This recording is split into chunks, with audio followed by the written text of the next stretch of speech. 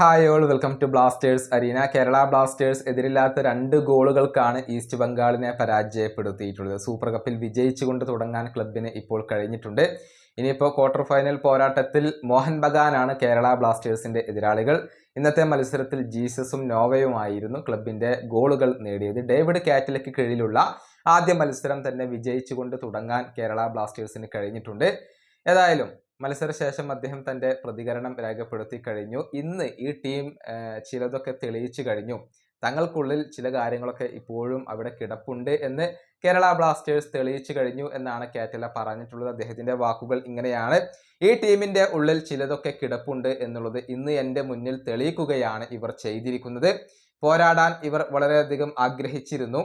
ഇവർ ഇവരുടെ ഏറ്റവും മികച്ചത് തന്നെ ചെയ്തു തീർത്തിട്ടുണ്ട്. ഞാൻ ഈ താരങ്ങളിൽ ഏറെ അഭിമാനം കൊള്ളുന്നു. കാരണം ഇവർ ചെയ്ത വർക്ക് അത് അമേസിംഗ് ആണ്.